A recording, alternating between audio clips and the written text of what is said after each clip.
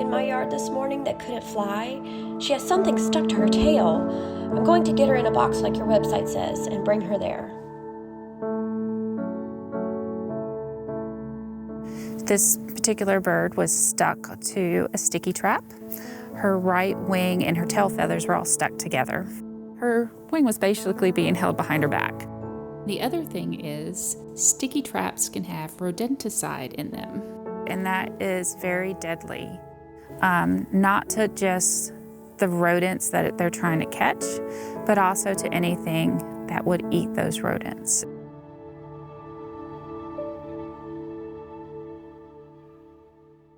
As we got her out of the box, we noticed she had a band on her leg.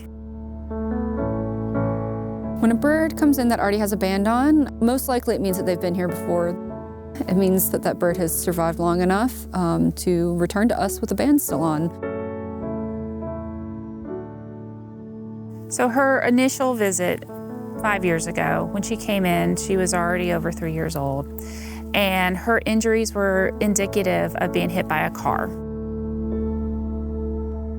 We do what we call a keel score, 1 to 5. 3 is ideal weight. So when she left, her keel score was a 3, and the fact that she maintained that weight over 5 years tells us she was in a very good location, she was hunting properly, and she was having her best life.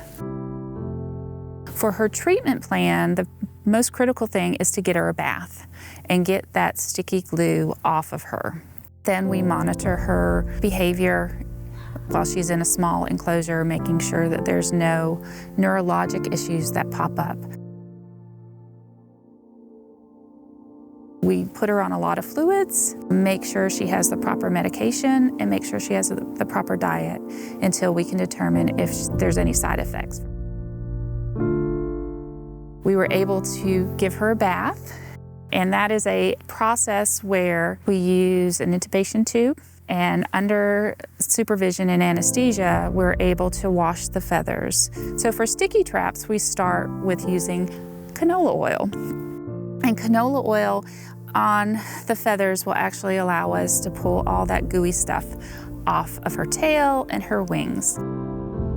Then we need to get the oil off because that, again, is not something she needs to be ingesting. And so we use Dawn, and Dawn strips that oil out.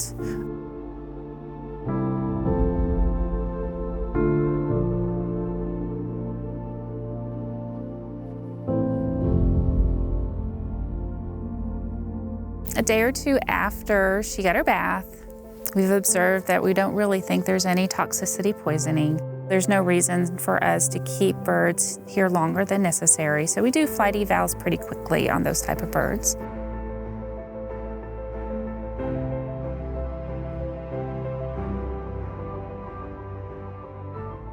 She didn't want to fly the first evaluation, so that kind of sets us back a little bit.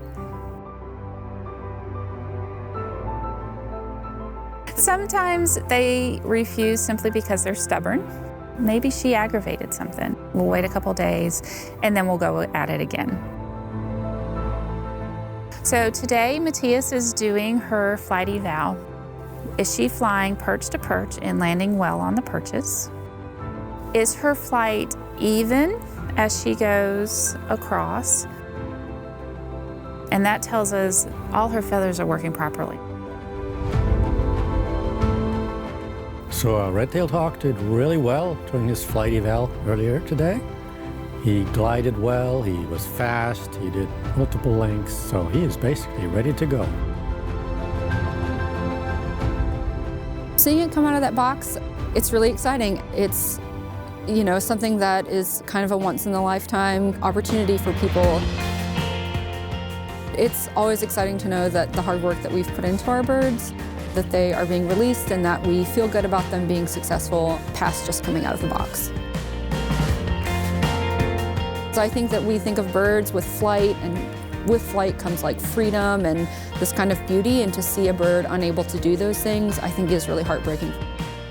The first time I came here, I picked up a baby owl in the street in my neighborhood and put it in a box and drove it out here. I was like, what do I do now? My main role as a volunteer is as a rescuer, and I really love raptors, and it's just like that direct link to helping them out. I rescued a hawk from inside the post office. Swimming pool filters, tangled in fishing lines, fishing lures, soccer nets. Hit by car is certainly one of the biggest ones. It's almost all really related to human beings. We're the culprits. Our mission here at the Carolina Raptor Center is education as well as conservation.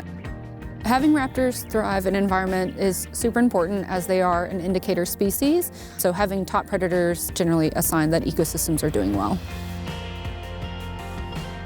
It's easy to fall in love with those birds then, especially when you get up close and are able to kind of like see for yourself what that really means.